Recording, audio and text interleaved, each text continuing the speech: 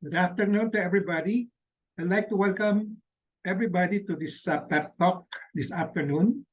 As a reminder, please mute yourself, but always show your video picture. Sign in your name, your Facebook account, or email address in the chat box. Please include the names of companion attending. Use the chat box to ask questions and make comments while the pep talk is on. There will be group pictures at the start and end of the pep talk. So please show your beautiful faces in the video. Another reminder, after the pep talk, please take the online learning evaluation test exercise for mastery of learning and have a perfect score to get a certificate like this one shown here. The link has been placed in the chat box. Another reminder, getting 50 or less certificates will entitle a mentee to 1 voucher for a ROJoson telemedical consultation. The voucher looks like this. Another reminder or request, please type in your feedback in the chat box during the open forum and before we adjourn. Let's now have a group picture taking before we start the pep talk proper in 2 minutes. So please show your beautiful faces now.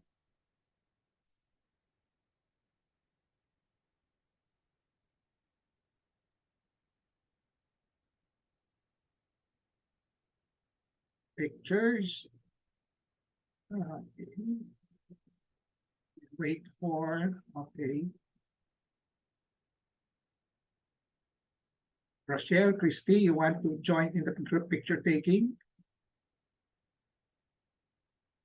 Naka-open na po yung camera ko. Okay, now I saw you now. Okay, 1, 2, 3. Okay. Okay.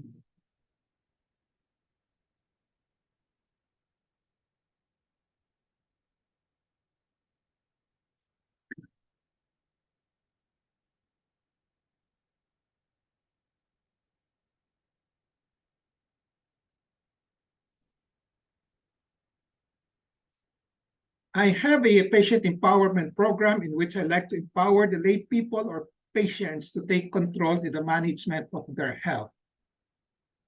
I started the pep talk on May 15, 2021. We are now on our by May 15, this will be our 2nd year.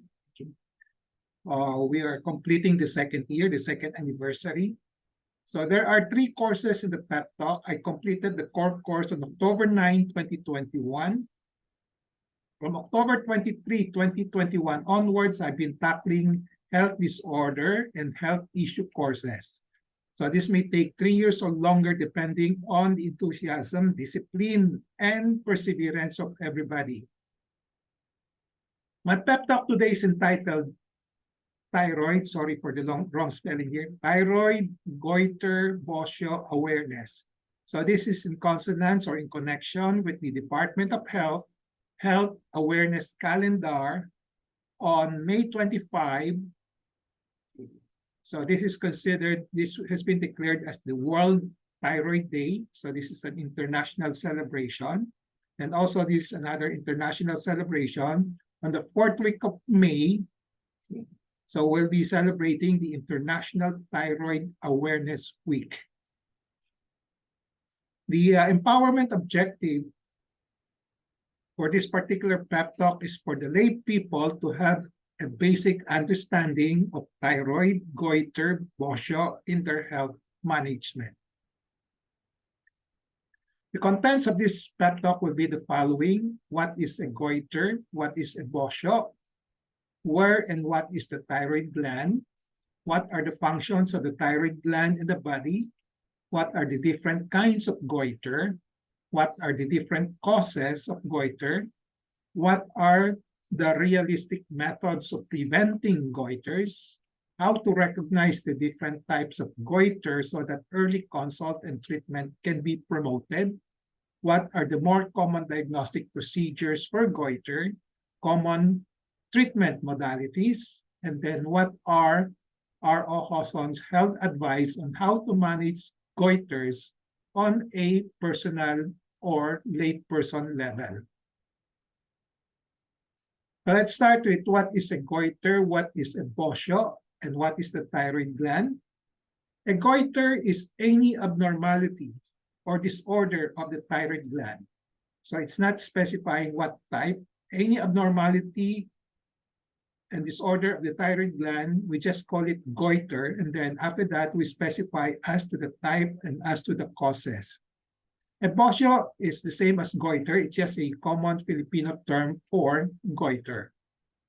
And the thyroid gland, as seen on these pictures, it's a small butterfly-shaped gland located at the front of your neck underneath the skin. So nasa loob ng balat. Okay.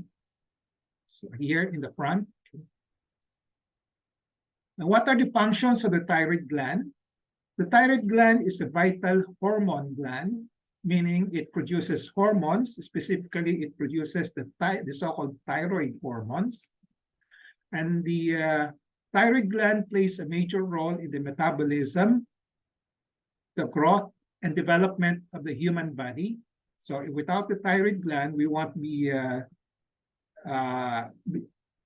it's a vital organ, vital hormones organ, so we won't be alive if we don't have the thyroid gland. So the thyroid gland also controls the speed of metabolism or metabolic rate, which is the process of how the body transforms the food consumed into energy.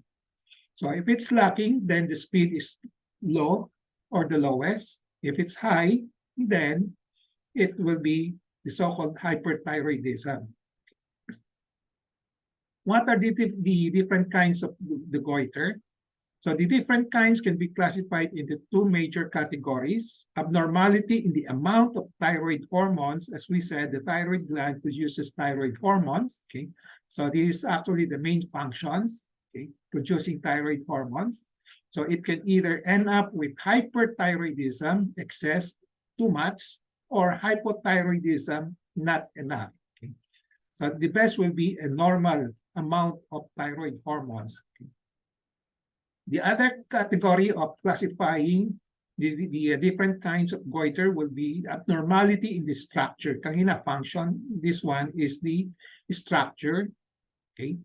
Then in terms of enlargement or masses, basically these are the two classifications, whether the thyroid gland is enlarged, malaki, or may bukol. Okay. Pag may bukol, ang pinag-usapan, whether it's cancer or not cancer, or malignant or non-malignant. What are the different kinds of goiter? Again, let me amplify on this. As I said, abnormality in the amount. So this illustrates too much thyroid hormones produced will cause hyperthyroidism. Ito naman, kung too little naman, kukunti yung thyroid hormones, which usually comes in the form of T3 and T4. Okay, kung masyadong konti, then you end up with hypothyroidism. So hyper, sobrang dami. Hypo, sobrang konti naman. Okay? Very small, not enough. The other category of abnormality is the structure. As I said, enlargement. Suppose this is the normal size of the thyroid gland. Pag nag-enlarge, ito yung makikita mo. The whole thyroid gland, the two lobes, ito one lobe, right, and then the left lobe, no? Sabay sila lalaki. Okay, this is enlargement. Now, nodules, masses, or bukol, okay, so pwedeng isa, pwedeng marami. So pag may bukol, ang pinag-usapan palagi, is it cancer or not cancer? Usually, we don't talk about cancer or not cancer kung malaki lang enlargement. What are the different causes of the goiter? So there are 5 basic causes. Nutritional, example will be iodine deficiency goiter. Kung kulang sa iodine, then lalaki yung thyroid gland. So you usually end up with hypothyroidism. Autoimmune causes, usually yung mga may hyperthyroidism, chronic thyroiditis are examples of this particular cause. And we don't know the exact reason why we have autoimmune diseases, but it's there. Then physiologic and degenerative causes. So physiologic means yung mga normal, let's say, normal happening in the body, okay? And then either growing up or getting old, okay? So example will be the colloid adenomatous goiter. Another example will be yung mga enlargement during pregnancy because of the high demand for the thyroid hormones or during adolescence. New growth of cell causes will be those yung mga bukol-bukol. Okay, example will be the cancer, non-cancer lumps, masses, or nodules. Okay, so yung mga usual causes of the cancer or bukol will be genetic mutation and excessive radiation on the neck, especially on the neck. So the last, which is not very common, will be the acute thyroiditis or infection or abscess of the thyroid gland. So ang pinaka-common dito will be degenerative causes, colloid adenomatous goiter, and then yung mga bukol-bukol. So I'll be expounding on this later on. So what are the realistic methods of preventing goiter? So yung mga realistic means those that you can modify, which you can control. Example, autoimmune disease, what hindi natin alam exact cause, usually we don't know how to control it. No? Ito yung mga part of aging, mahirap din i-control. No? Okay. Yung mga cancer, mahirap din, especially the genetic mutation. But the others, okay, so example, kung kulang sa iodine, dagdagan ng iodine. So we can prevent the development of iodine deficiency goiter. Yung mga, kung pwedeng iwasan yung mga excessive radiation to the neck as not to cause cancer of the thyroid gland, we can avoid it. Okay? Or we should avoid it. Okay? Then infection, of course, because baka yung mga use of hygienic measures, then you may not develop yung infection of the thyroid gland. How to recognize the different types of goiter so that early consult and treatment will be promoted. So number one, do thyroid self-exam or neck self-exam. Ganun lang, kakapain lang yung leg. Okay? So do it monthly at least. So the physical examination will include looking as well as feeling or palpating. So you look and feel for anything unusual. Yan ang pinakaunang hahanapin. Anything unusual. So pwedeng enlargement or bukol. Then try to swallow as you feel the central neck around the windpipe to check whether it is really coming from the thyroid. Kasi pag anything unusual on the central neck, whether enlargement of mass that moves up and down with swallowing, is goiter until proven otherwise. 99%, pag yung bukol sa harap ng leeg, no, gumagalaw sa paglunok up and down, then usually it's a goiter.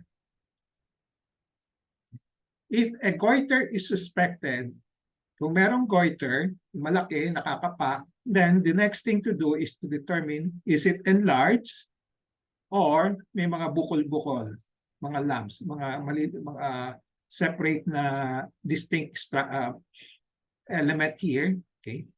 Ito, parang namamagalang, malaki lang. Ito, mga bukol-bukol, no? Isa o marami. Okay. And after that, we consult a physician right away. So if a goiter is suspected, okay, as I said, determine whether it's enlargement or a neck mass. Okay.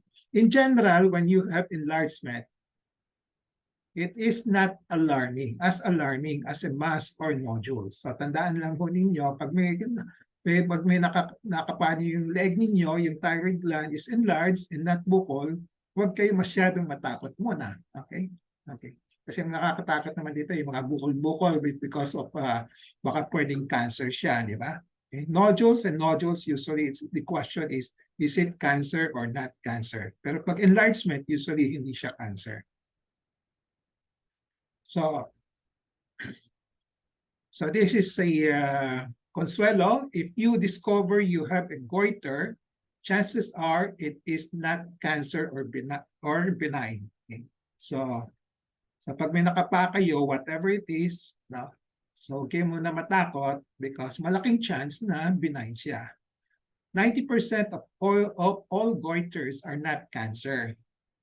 Majority are the so-called colloid adenomatous goiters or which is a benign condition. But kahit na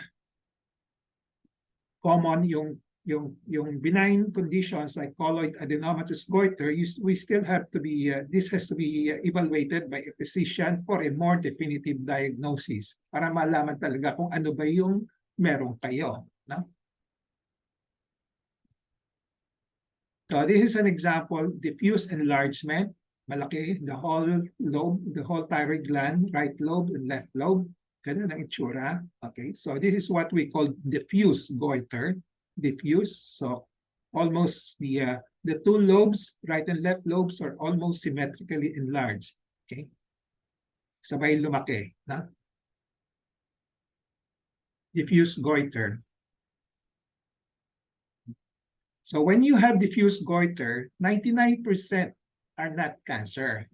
So these are due to physiologic enlargement. As mentioned, it can be due to puberty or adolescent. Lumalaki yung tao, yung bata, yung babae. Okay. Pregnancy can also be a cause for the physiologic enlargement. No? After pregnancy, pwedeng lumiit. Kung minsan, ayaw na lumiit, hanggang doon na lang. Pero usually hindi rin lumalaki. No? Then, the other possible causes, the more common causes of diffuse goiter will be hyperthyroidism.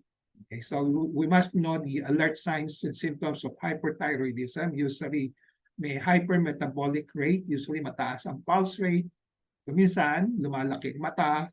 Okay, so those are the cues for hyperthyroidism. For hypothyroidism is another cause for diffuse goiter, but this is not very as common as hyperthyroidism. Again, we must know the cues. Usually mabagal kumilos, no? Usually mataba, no? Okay? May edema sa katawan, okay? Then the other possible causes will be diffuse colloid adenomatous goiter. Okay. So ito muna i-consider natin, is it physiologic? If it's hyperthyroidism or hypothyroidism. Kung wala namang cue for these three, then we settle for this one. This is what is meant by exclusion. Now, yan ang diagnosis. Diffuse colloid adenomatous goiter. And this is quite common. No? Now, kung may nodules naman, mga bukol-bukol, either 1 or 2, we call it nodular goiter. Ito, isa, ito, kabilaan, dalawa. Okay? So, pinag-usapan nito, kung cancer siya or hindi. Pero luckily, fortunately, 90%, kanina yung sa diffuse goiter, 99% are not cancer. Pero dito sa mga bukol, maswerte pa rin tayo, 90% are still not cancer. No? Majority are the so-called nodular colloid adenomatous goiter. Okay. And 10%, only 10% are cancer. The rest, the smaller percentage, are the chronic thyroiditis, yung mga chronic infection. No? Very rare naman ito. No? So these are the cues for thyroid cancer. Matigas yung bukol sa thyroid gland. This one moves with deglutition, with swallowing up and down. And then fixed, hindi mo magalaw-galaw, sideways or upwards or downwards. And then kung may lymph nodes, this is a reliable cue for cancer also, kung may lymph nodes. Then kung may hoarseness of voice, kasi na-invade yung recurrent, the nerve to the voice box by the thyroid gland, kasi malapit dun yung nerve, okay, sa thyroid gland. So kung naipit yon or na-invade by the cancer, then you will have hoarseness of voice. Okay. Then the other cue is that you have a distant mass, meron kang mass sa ibang part ng katawan, which might be related to that one. Kung meron, then we suspect cancer. So ito yung mga, again, these are the cues for thyroid cancer. Hard consistency, matigas, fixed, hindi masyadong gumagalaw, and then lymph nodes, the side of the neck, and then hoarseness of voice, and a distant mass suspicious for spread. What are the more common diagnostic procedures for goiters? I won't be expounding on this, I'll just enumerate them. Okay, but you can ask questions later on. Ultrasound of the thyroid or the neck is usually done if there is a buccal or buccal. Okay, needle aspiration biopsy also may be done. Okay, so but not always done. Okay, as I said, this should only be done as indicated, as determined by a physician, particularly a thyroid specialist. Okay. So since the thyroid gland deals with hormones, also it's producing hormones, then one diagnostic test will be to do thyroid function test to check whether the person is hyperthyroidism, has hyperthyroidism or hypothyroidism. So kung mataas yung FT4, FT3, usually hyperthyroidism. At usually mababa yung TSH. Kung mababa naman yung FT4 and FT3, usually hypothyroidism. At ang lumalabas sa TSH, mataas naman. Okay, so this is how we interpret the thyroid function test.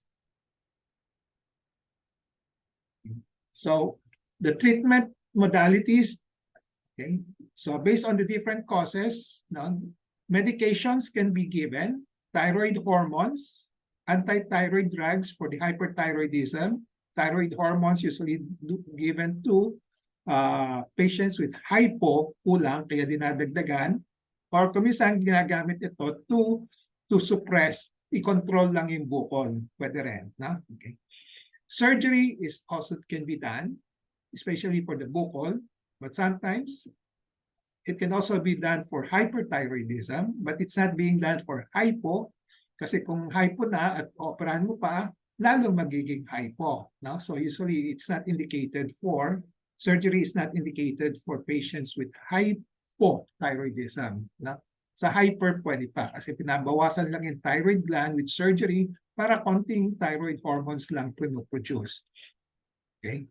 The other treatment modalities that commonly encounter in the treatment will be the radioactive iodine. Usually this is given after an operation for thyroid cancer, or it can also be given for patients with hyperthyroidism para sunugin yung thyroid gland para konti na lang yung amount of thyroid hormones being produced. So the other treatment modality that can be done for the goiter will be watchful waiting, especially for colloid adenomatous goiter, yung mga benign ones. Now, so hindi lahat ng thyroid, lahat ng goiter, kailangan mag-undergo ng hormones therapy or medications, surgery, or radioactive iodine. So there are some instances in which watchful waiting, observation lang, okay, can be done. Especially those in which maliit lang ang suspicion for cancer. Okay. So this should be done, all of this should be done only as indicated, as determined by a physician, particularly a thyroid specialist. So what are my health advice on how to manage goiters as a lay person? So know what is a goiter or BOSYO. Learn how to recognize a goiter on yourself and on your relatives. This is part of our empowerment program. Okay. So know how to recognize, particularly by palpating your neck. Madali lang naman. So up and down. Okay. Yung bukol dyan sa harap. Once a goiter is determined or diagnosed by you to be present, try to diagnose it further as to diffuse, enlargement, or nodular. Okay. It's either enlargement or may bukol. Then make a tentative diagnosis based on what you know on the goiter. As we said kanina, yung diffuse, usually hindi siya alarming compared to nodular. Okay. Usually yung mga diffuse can be due to physiologic, hyperthyroid, hypothyroid, and colloid adenomatous goiter. 99% are not cancer. Okay. So yung nodular, mas nakakatakot, pero majority are still benign. Okay. So it can be cancer or not cancer kung bukol. Okay. Then after that, try to look for signs of cancer of the thyroid. Kasi ito yung nakakatakot, di ba? So ang gagawin by exclusion, hanapin na lang niyo yung mga cues for cancer. Kung walang cues, most likely benign siya. Okay. But have it checked by a physician. Consult a physician as soon as possible for a definitive diagnosis and management. So these are the tentative things that you can do as a lay person. No? So here are some illustrative cases. So ito, central neck, may bukol siya rito. So right away, you suspect, pag nakita nyo itong bukol dito sa harap, suspect a goiter already. Then, to determine kung talagang goiter siya, we just ask the patient, the person, to swallow. Kung umaakyat ito, bumababa as patient swallow, then 99% it's a goiter. Okay. Then after that, the physician will have to examine it more in detail. In details, titingnan kung matigas, kung malambot, kung may fluid, no? Ganon. Okay. And then, also, he will check kung may mga kulani rito sa side, no? Kulani can be a sign of cancer. And then, chine-check pa rin ang pulse rate niya, kung mataas o kung mababa. Okay? So, these are all the informations that will be obtained by the physician. No? Pero sa inyo, basta pag may bukol kayo na sa nakita sa harap, suspect goiter already, and then to confirm that it is a goiter, just swallow or ask your relative with that nodule to swallow. Kung akyat baba siya, 99% goiter na siya. Na? Okay. Ganun din dito. Okay. Young female, medyo malaki lang ito. Okay. So, ganun din ang mga procedures on how to go about it. Na? Ito, medyo matanda na ito. Okay. So, hindi ibig sabihin matanda kayo, matanda isang pasyente, outright suspect siya cancer. It all depends on yung findings dito. Kung matigas, malambot, kung minsan may malalambot yan, benign siya. No? Okay. Kung may kulani or wala. O kung merong bukol sa ibang lugar. No? Okay. So, ito, multiple, marami. Okay. So, ito yung tinatawag na multiple colloid adenomatous goiter. As long as there are no lymph nodes, no cues for malignancy, then we call this multiple colloid adenomatous goiter. Ito, nakita niyo may konting pula at may nana. Na? So, right away, you suspect thyroiditis or infection of the thyroid gland. This is not common, very rare ito. No? But once you see that, yung mga mapula, redness, at masakit, at may nana, no? Kung minsan wala pang nana, pero kung mapula, kahit na mapula lang, thyroiditis or infection of the thyroid gland na yung sususpetsya ninyo. No? So, eto, matigas, may bukol siya rito. Ito yung Adam's apple, may bukol siya rito. So, kung matigas ito, usually, thyroid cancer. Ito rin, ito yung most likely thyroid cancer nito kasi hindi mapula ito, maitim kasi parang nakadikit niya yung tumor sa balat. Usually yung tumor pag dumidikit sa balat, umiitim yung balat. No? So iba yung mapula. No? Okay. Ito medyo mapula ito, di ba? So ito naman, maitim. No? Most likely, kinakain na ng balat yung thyroid cancer. No? So this is thyroid cancer. Ito naman, may bukol dito, pero meron siyang kasamang bukol sa scalp niya. No? Okay.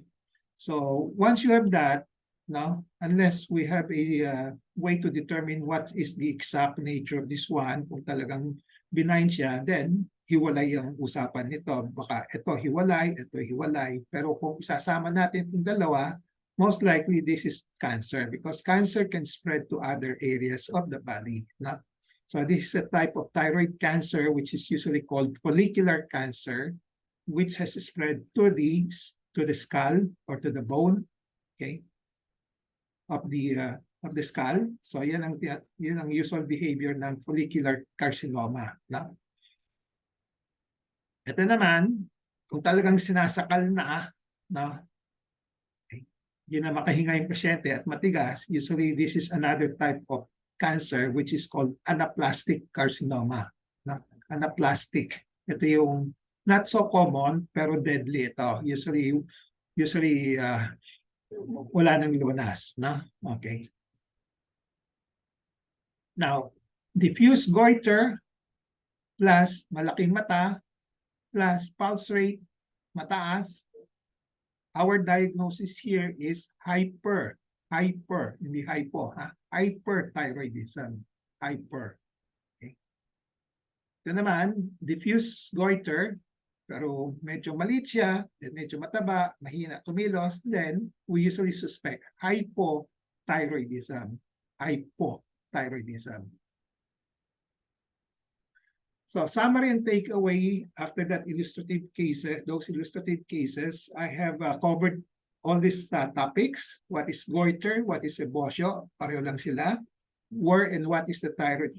Where and what is the thyroid gland? What are the functions? Different kinds, causes, realistic methods of preventing, how to recognize the different types, then the common diagnostic procedures, treatment procedures, and then my advice on how to manage goiters at your level. So takeaway in relation to patient empowerment, always in touch with reliable medical information on thyroid, goiter, and BOSYO. Knowledge is power, it gives power. Use the 4 Ks of patient empowerment: kaalaman, kakayanan, karapatan, and kapangyarihan to gain greater control over decisions or make better decisions in thyroid, goiter, or BOSYO issues in One Health management. So with that, I end my pep talk. I hope I have empowered you to have better understanding of the thyroid, goiter, and BOSYO in your health management. Before we go to the QA, question and answer portion, reminder, take the OLETE. The link is in the chat box. OLETE, 50 OLETE certificates entitled 1 to a voucher for ROJoson telemedical consultation. And then feedback, please type in your feedback in the chat box. And then let's now have the picture taking.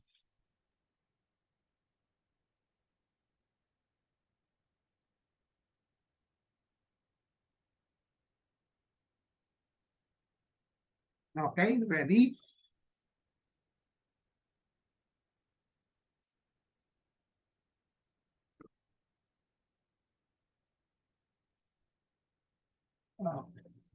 Alvi, are you joining us? Alvi, on the picture taking? Oh, okay. 1, 2, 1, 2, 3. Okay. 1, 2, 3.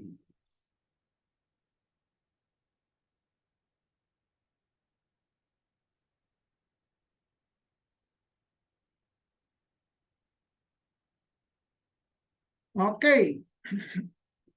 The floor is now open for questions, reactions, consultations, if you want. Okay. No problem. Just a brief consultation, free consultation. Okay. So we still have 30 minutes for the open forum. So anybody want to ask a question? If not, let me ask you, how many have thyroid disorder, goiter, or BOSYO now? Me. Can you raise your hands? Okay, can you raise your hands? How many have thyroid, goiter, BOSYO now? Now, ah? Ilan? 1. Sandra, hindi ko makita. Can I just mention Josephine, Susan, dalawa. Sino pa isa?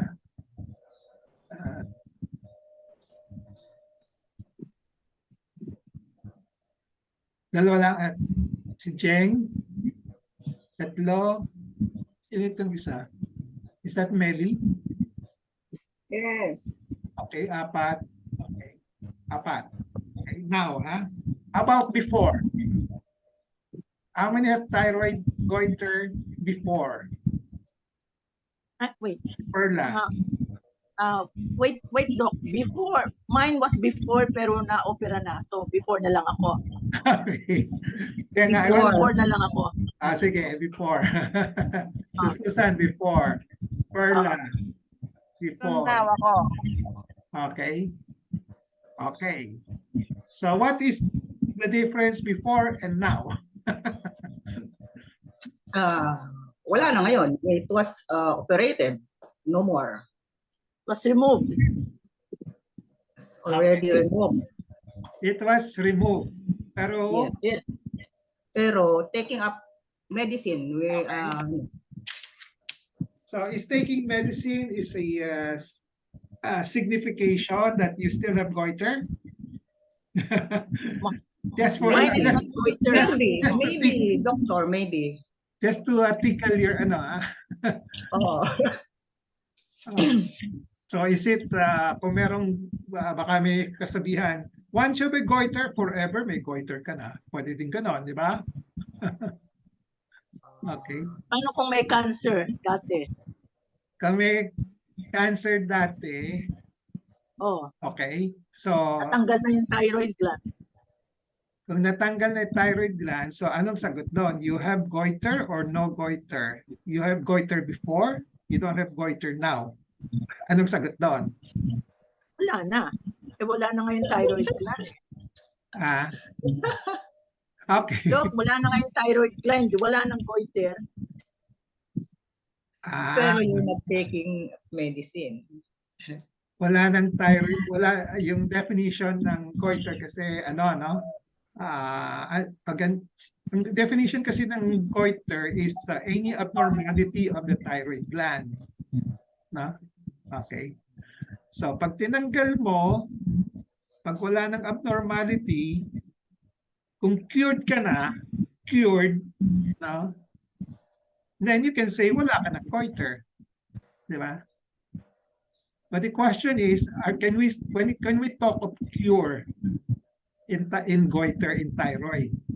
Yeah, that's another question. Can we talk of cure? So when you have thyroid cancer, usually maganda nga yung prognosis ng thyroid cancer, especially yung tinatawag na papillary. So strictly speaking, you can talk about cure. Pero sa mga doctors, they don't talk about cure kasi once you have cancer, there's always a possibility it might recur. So we can just talk about in remission. So hindi pa umuulit. Okay. So semantics na lang yon. You can say, okay, it depends on your mindset then. Kung optimistic ka, hopeful ka, ay, wala na akong thyroid cancer, so wala na akong goiter. Diba? Okay. But just remember, once you have goiter, there's always a possibility of a recurrence. No? Okay. Even the benign ones. No? Okay. Okay. Hopefully, wala na, doctor. Hopefully, yeah. We always hope for the best. We always hope for the best. No? Okay. So, sino pang... Doc? Yeah. Doc? Sure. Even if you... this is Susan. Even if you take, like me, I take Tidin religiously, daily, yun ang endocrinologist ko. So, does it mean I won't have any cancer anymore because of that? Okay. Ano yung initial diagnosis mo before the operation? Naku, hindi ko na matandaan. Ano rin, well, initial diagnosis was sige, yung after... Goiter. 1997 kasi yun eh. Goiter. Goiter is a general term, sabi ko, di ba? Yeah. So you have to specify it. No? So you were diagnosed to have goiter in 1997 because may nakita kang bukol. Yes. Is it enlargement o bukol-bukol? Lumaki. At saka yung lahat ng description mo fitted that. And pag maglumululon, sumasabay, gano'n. Pumapayat ako, mga ganyan. Okay. So, but you have to distinguish whether it's diffuse or nodular. Yan ang pinaka-basic eh. Okay. Ano yung nakalimutan. Ano yung sa'yo? Bukol-bukol? Yes. Kung bukol-bukol, it's nodular. No? Okay. Okay. Kung yung parang malaki lang, parang namamagalang, diffuse yun. Okay? So tandaan lang, ito yung very basic sa inyo, ha.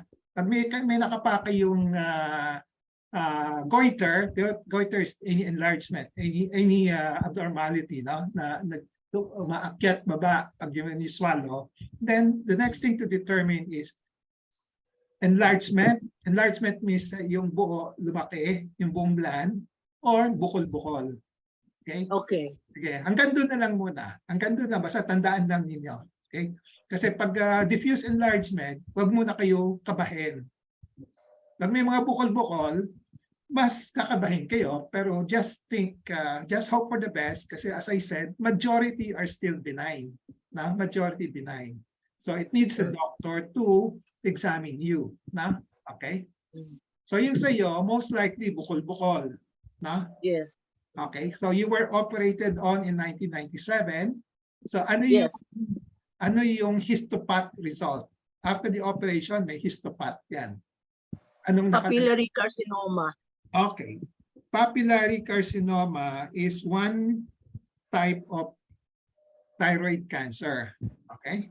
So it's the most common type, and fortunately, it's also the most slow growing, or the best among the four. Usually apat yan, thyroid cancer. It's the best among the four kasi it's slow growing. Okay, I won't use the word benign. It's the most benign. I just say it's the lowest, yung mabagal lumaki, mabagal bumalik, ganon. Na? Okay. So, ang ginawa sa iyo, total thyroidectomy, di ba?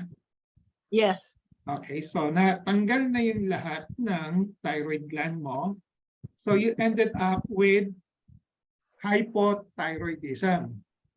Okay. Kasi wala ka ng thyroid gland na nagpo-produce ng thyroid hormones, di ba? Okay? Yes. Kaya kung di ka uminom ng gamot, hypo ka, di ba? Hypo. Wala kang thyroid hormones, no? Kaya binibigyan ka ng thyroid hormones ngayon for life. Yes. Okay? Yes. Okay. So, yan ang sitwasyon mo. Okay? So, Yes. so kung 1997, 2023 na ngayon, di ba? Minomonitor din ng endocrinologist Yeah. every quarterly. So, you're now 26 years na. Okay? 26 years ka na ngayon. 1997. Yeah. Yeah, yeah. Okay. So most likely, as I said, we usually doctors don't talk about cure, but I can tell you most likely you're cured na. Ang tagal 26 na, di ba? Okay? Okay. Yes. But, Thank you. Basta keep on praying and hope that there won't be any recurrence, di ba? Okay? Iba naman ngayon. Anyway. Kaya ibang usapan, ibang Oh, sige. Anyway. Oh, okay. So We'll leave it at that. so look at it that way na lang, no? So I had radiation, Doc. I had radiation after. RAI, radioactive iodine. Okay. Yeah, yeah. So you have radioactive iodine therapy after. Okay. 26 years after, walang recurrence, no? Okay. Wala naman. No. So you just take note of that. But so you'll be taking the thyroid hormones for life, no? Okay, as a replacement, no? Replacement ang tawag doon, no? Okay. Yes. So that's your status, no? So semantics na lang whether you have goiter. No, just say, i-qualify mo na lang. Yeah, before I have a goiter, now I can say, ngayon, pwede pa rin I can say that I have a goiter because I am in hypothyroidism. Ginagamot pa lang ako with thyroid hormone replacement. Na, ganon. Okay. So strictly speaking, when you say you don't have goiter, walang problema yung thyroid gland mo, di ba? That's the yung pinaka-strict na definition of no goiter, no? Walang problema, no? Okay, but at the moment you have a problem in the thyroid gland, no? Hypothyroid, no? Possible recurrence din ng thyroid cancer. You can say, may goiter pa rin ako. No? Ganon. No? Okay? Okay. Yes, thank you. Okay. I hope everybody understand that with that illustration of Susan. No? Okay. Yan ang kagandahan dito. Binibigyan niyo ako ng things to think about, to analyze. No? Perla, ano yung sa'yo? MCAG, doctor, multiple colloid adenomatous goiter. Okay. Multiple. Colloid. Sino nagsabi sa'yo MCAG? May doktor, yung nag-operate doktor, nakalagay sa aking histopath ba yun? Yung pinagsulatan niya? Okay. May drawing pa. Saan ka nagpa-opera? Manila doctors? Yung doctors. Okay. Ang nakalagay doon, multiple colloid adenomatous goiter. Goiter. Kailan ka nagpa-opera? 1999. 1999. June 1999. Okay, so that was how many years ago? 24. 24. Okay, ito yung masasabi ko sa iyo. During the time when you were operated in Manila doctors, there is one pathologist whom I really like. No? Opo. Si, tandaan mo yung pathologist? Hindi. Hindi, mayroon pa akong record, doktor, nakatago lang. Basta nakalagay, doktor, na nag-operate si Dr. Arturo de la Peña, may anesthesiologist, Dr. Makasaet, nakalagay doon. 1999, hindi ko alam. Kasi I'm talking about terminologies na mga ginagamit ng mga doktor, no? Kasi if you look at the hindi nagtutugma yung mga terminologies no? Okay. So yung mga World Health Organization, they don't use the word MCAG, no? Okay, multiple colloid adenomatous goiter, no? Pero yung pathologists, they like to use that, no? Okay. So ako, I go by kung ano yung binibigay ng pathologist. So that's why I use the word, the phrase also, multiple colloid adenomatous goiter, no? Kasi it's very descriptive of the yung nakikita natin dun sa goiter. May multiple means at least 2 nodules, marami, no? At least 2. And then may colloid, yung bukol na may laman na fluid, no? And then adenomatous, fleshy pero hindi siya cancer. Then goiter. Goiter means abnormality, enlargement, no? Okay, ganon. No? Magandang term yun to be used, no? Pero a lot of doctors do not use that, no? Okay. So basta nakalagay ito MCAG, MCAG. Yeah, good. Good. Tandaan ninyo, MCAG is the most, actually, very common yan among the goiter, no? In the Philippines, no? Okay. So I'm just telling you, hindi masyadong ginagamit yon by the other doctors, no? So they always tell you nodular toxic goiter and NTG, di ba? Nodular non-toxic goiter, gano'n? So mas maganda yung MCAG, doctor. Mas specific siya. Mas specific, no? Okay. So sila nagtaas pa ng kamay? Si Baby? Baby, meron kang thyroid? Baby? Meron po. Anong Pero diagnosis? benign. Anong diagnosis na binigay sa'yo? Hindi ko na matandaan, Doc, pero benign po siya. Okay. Don't settle for benign. Okay, benign. Pero anong klase? Palagi itatanong Hindi ko na matandaan, Doc, kasi nung mag-ano ko, sa breast na ako nag-ano sa inyo Nagkaroon din ako sa breast. Fibrocystic. Paano, okay, ano yung goiter mo? Nakapa mo or nakita sa ultrasound? Nakita sa ultrasound. Hirap akong lumunok dati, Doc. Okay, we will discuss this kasi kadalasan meron kayong nararamdaman sa leeg na pag kinakapa, wala naman nakakapa. So, pwedeng sabihin wala kang goiter, di ba? Pag walang nakakapa. No? Pero, Doc, nasa ilalim. Hindi, yung kapa. Parang gamunggo lang. Kaya nga. nakita sa ultrasound yon. Opo, Doc. Tama? Okay, ang sinasabi ko, pag wala kayong nakakapa, huwag mo na kayo matakot. No? Aha. Kahit na may nararamdaman kayo, kasi very subjective lang yon, no? Baka kasi because baka may narinig kayo isang kamag-anak nyo, ay may thyroid cancer, may naramdaman na kayo, nahirapan kayo lumunok, ay baka may thyroid cancer na ako. No? Tama? Doc. So, Opo. pero kapain lang yung sarili nyo. Kung wala kayong makapa, most likely walang problema. Doc. Kasi the moment na wag kayo susugod kagad sa ultrasound. Maraming makikita sa ultrasound. No? Opo. So kung maraming nakikita sa ultrasound, pag nakita sa ultrasound, it can lead to false alarm, baka ma-biopsy kayo, no? Na hindi kailangan, no? Ganon.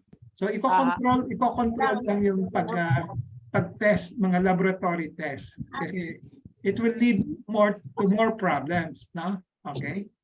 Hindi kailangan. So yung sa'yo na-diagnose sa ultrasound, tama? May mga bukol, pero wala kang nakakapa, no? Wala, Doc. After that, Pero in-aspirate po ako 2 times. 2 times. Aha. Okay. So colloid, colloid, nakalagay colloid? Doctor. Sige, tandaan niyo, basta colloid, may pangalan na colloid, no? Nodule, benign siya. Aha. Okay? Colloid nodule, benign. No? Okay? So maraming klaseng benign kasi. No? Okay? Okay? Opo. Okay.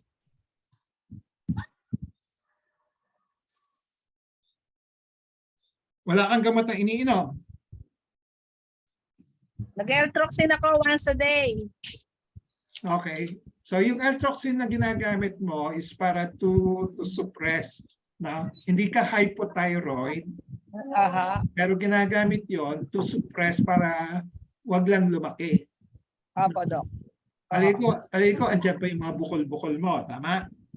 Isa lang, Doc. Yan nga, may isang bukol, andyan pa. Tama? Okay. Dito pa. Opo. So yung paggamit ng gamot, no, is to suppress, to control it. No? Opo. Aha. Kaya kung minsan, yung mga pasyente may colloid goiter, no, they can take medicine for life para wag lang, para to prevent lumaki. No? Yung ibang doktor naman, hindi na sila nagbibigay, basta i-monitor lang, kapa-kapa lang palagi. No? Okay? Opo, Doc. So, kasi kung minsan o kadalasan yung gamot hindi naman totally hindi natatanggal yung bukol yung colloid, no? Kasi kung minsan parang peklat na lang yan, part of aging, andyan na siya nasa thyroid gland mo, no? Okay. Ayun. So yan ang isang sitwasyon in which you can give your thyroid hormones, no? Okay. So kaya sinasabi mo may goiter ka ngayon. Pero control. No? Control po. Aha. Okay. Anybody else would like to share their experience? So Jeng, ikaw anong goiter mo, Jeng? Hypothyroidism po, Doktor. Ha? Hypothyroidism po. Tapos pinag-take niyo po ako ng iodine din. Nag-take po ako. Sinabi ko ba hypo ka? Hypo? Basta nag-take ako ng parang sabi niyo hypo, kaya pinag-take niyo ako ng Thydine. Hindi, yung Thydine can be given sa pasyente na may hypo or kadalasan wala naman, parang kay baby spirito, no? Parang isusuppress lang, iko-control lang. No? Parang yung last na ultrasound to, Doc, parang almost wala nang makitang bukol eh. Okay. Bakit initially may bukol? Yun pong unang ultrasound, yung pong nakita nung doktor na kaya ako nagpaano sa inyo. Nag-APE po ako noon, tapos napansin ng doktor na parang may bukol yung ano, parang malaki daw yung aking leeg. Kaya ginawa po niya, pinag-take ko ng ultrasound. Okay. Then yung nagkaroon ng resulta, kung hindi naman po siya doktor sa ganung para sa neck, doon daw po ako lumapit sa may kilala. Ako na, sa inyo nga po ako nagpunta na yung ultrasound na pinakita ko sa inyo. Yan nga, yung sa ultrasound, hindi ko kasi matandaan eh. Ano ba yung ultrasound mo? May mga bukol-bukol? Nahanap ko nga din po, doktor, yung ultrasound din. Nawawala. Hindi ko makita dito sa dati nating conversation. Okay. Yung unang-una. So most likely, pareho lang kay baby yon. May mga bukol-bukol, yung colloid adenomatous goiter, no? Para kay Perla, no? MCAG, no? Okay. So makikita niyo yung kaibahan ng gamutan. Yung kay Perla, inoperahan siya. No? Yung sa inyo, pwedeng hindi operahan, baka babantayan lang, no? O gagamutin. Akala ko nga, doktor, nung sabi niya, akala ko, ang naisip ko sa buko, siguro hindi na ako pagtitake ng doktor ng gamot kasi okay na. Ito pala, sabi niyo nga po, lifetime ko na rin po siyang i-take ng gamot. That's one option. Pwede naman, the other option is babantayan lang, kapa-kapa lang, without medicine. No? Pero mas maganda, paminsan mas maganda, uminom ka na lang para wag lang lumaki, di ba? Okay. Pero ang ano po ninyo ay meron po ulit ako ngayong June. After, ang binigay niyo sa akin, after 1 year, magte-take ulit ako ng ultrasound. Para i-check. Okay. So hindi ka hypo, most likely hindi ka hypo. What you have is colloid goiter, colloid nodule, na? Okay. Very common 'yon among mga babae. Sino ba nagtanong sa akin, bakit mas madalas may problema yung mga babae kaysa lalaki? Anong sagot doon? Anong sagot doon? Hindi ko alam. Dahil kay Eva. Sabi po pag daw po yung naanak, pag daw po yung naire, daw po yung egg. Hindi sa ire, yung pregnancy, pwede pa. Huwag mo i-connect yung ire. Kaya nga po, iba naman po, sa paano naging na-connect sa yung ire daw. With pregnancy, may mga meron kang mga changes sa hormones sa katawan mo, di ba? Okay. Part of yung sa thyroid, part of yung metabolism development, no? So pwedeng magkaroon ng what do you call that? Yung mga hormonal changes, kaya mga bukol-bukol, no? Okay. So pregnancy is a cause for parang stress yan, stressful in di ba? Okay. So usually benign naman 'yon, no? Maraming babaeng meron gano'n, no? Okay? Sino pang meron experience? Share. Benji. Ano yung sa'yo, Melly? Hypothyroid. Hypothyroid. Taas yung TSH. Okay. Mataas ang TSH. Yung T43 mo? Okay lang. 0.8 na yun? Nasa range naman. Yung TSH lang mataas. Okay. So kung minsan yung mga ganon, we have to recheck yung mga laboratory. Okay, baka kung minsan mali, na? Okay. So kung talagang convinced tayo na tama, then we treat it as hypothyroid, na? Yung mga hypothyroid usually also common sa mga may edad na. May edad. Hindi ko sinasabing matanda, sa mga matatanda, sa mga may edad, na? Okay.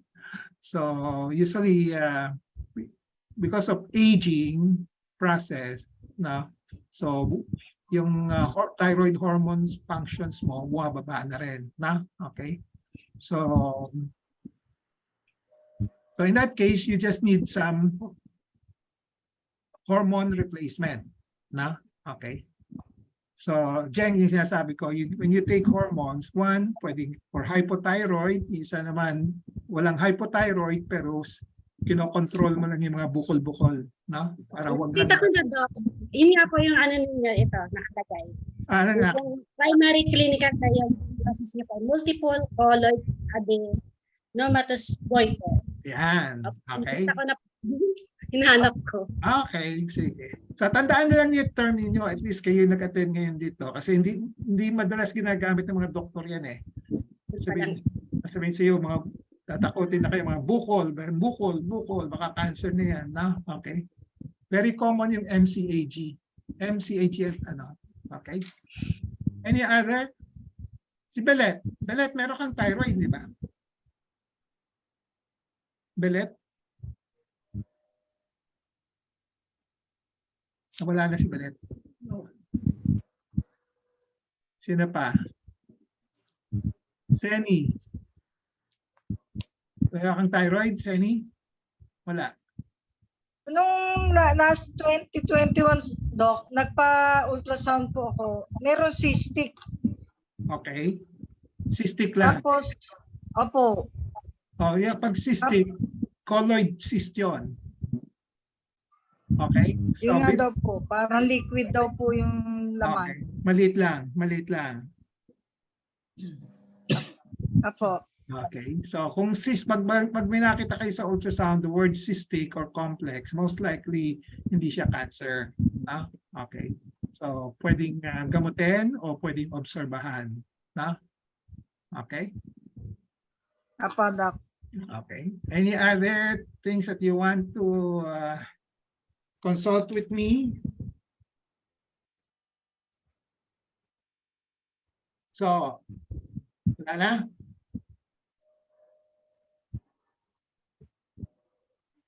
So, kailan natin sinasabi may goiter? Anybody who wants to answer that question? Pag may bukol sa leeg. Kung may bukol sa thyroid, Thyroid. not sa leeg. Kasi hindi lang sa leeg. Kasi sa leeg pwede kang karoon ng kulani, di ba? Iba yun, di ba? So kung may bukol ka sa thyroid gland or palaki ang thyroid gland mo. Okay? Malaki. Kasi kung sinabing malaki, pwedeng may bukol, pwedeng yung sa English we call it enlargement, no? Kasi may dalawang lobes yung yung thyroid, di ba? Kabilaan. So pag sabay sila lumaki, enlargement. No?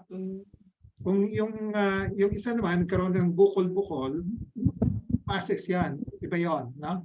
Okay, iba ang implication noon, no? So tandaan na lang niyo yon. Basta goiter is any abnormality in the thyroid gland. General definition yon, no? So we have to specify what is the type of goiter, no? Okay. Is it cancer? Basically, is it cancer or not cancer? Yan ang unang tanong. Kasi doon tayo natatakot sa cancer, di ba? Kung hindi siya cancer, anong klase? No? Okay. Is it the colloid adenomatous goiter or the MCAG? Yung MCAG is multiple. Kumisan, isa lang yan. So you have the colloid adenomatous nodule ang tawag doon. No? Or is it hyper or hypo? Between hyper and hypo, mas common yung hyper. Okay? I mean, yung pinaka-frank na hypothyroidism, very uncommon yun. Yung picture na pinakita ko sa inyo, no? Uncommon naman yan eh. Hindi kayo bihira kayo makaka-diagnose, magsususpect ng hypothyroidism. Mas common yung hyper. Usually yung mga mata lumuluwa. No? Okay. Okay. So, bumalik na si Belet. Okay. May thyroid ka. Bigla akong nawala. Kaya nga di ba alam ko may thyroid ka, di ba? Ang akin ho ay multiple colloid adenomatous goiter. Ang findings niyo. Okay. Good. No? Okay. Ako yung umiinom ng gamot na 150 mg ng Thydine. Okay. Tapos kapatapos ko lang magpa-ultrasound ulit noong Wednesday. Hindi ko pa lang napapakita sa inyo yung result niya. Okay. Okay. Pero sa tingin ko, parang lumiit.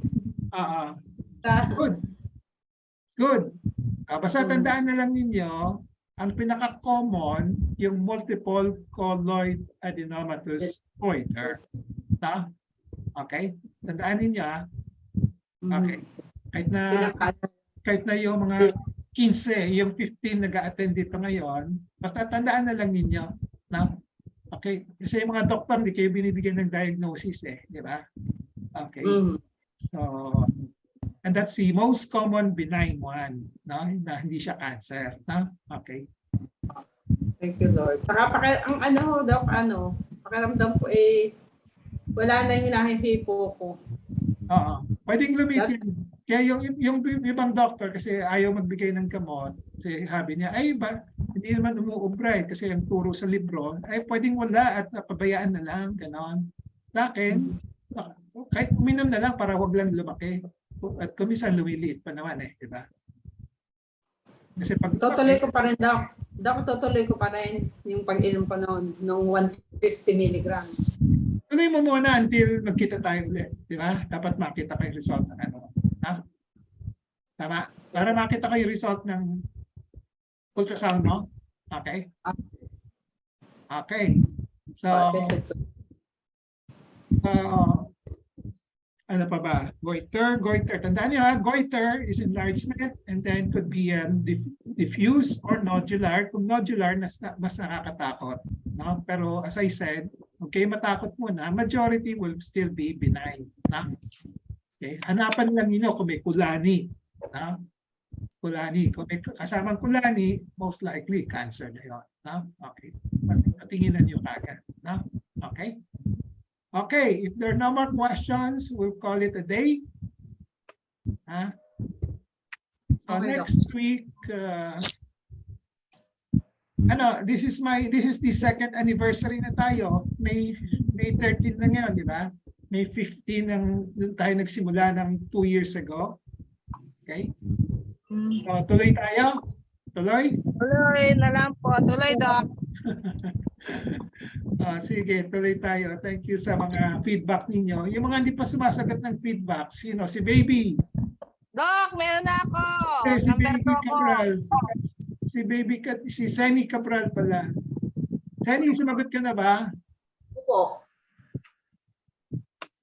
Rochelle, sumagot ka na? Rochelle. Yung feedback? Meron na po, Doc. May feedback pa. Okay. Thank you. Si Melingo. Wala pa. Mamaya, Doc. Mamaya. Sige, pakisagot na lang para I can plan, para makaplano na ako for improvement. Titingnan ko kung babaguhin natin yung format natin. Pero sa ngayon, maganda na yung format natin kasi may free consultations na Doktor. Okay. So next week baka topic natin kasi World Tobacco Day next week this month. Kasi baka yung tobacco, basta about smoking. Okay. So yan magiging topic natin. Okay? Thank you, Doc. We'll Thank see you, Doc. Bye-bye. Thank you. Happy Mother's Day. Bye. Happy Mother's Day to all. Happy Mother's Day. Okay, bye-bye. Bye-bye, Doc. Thank you very much. Next day.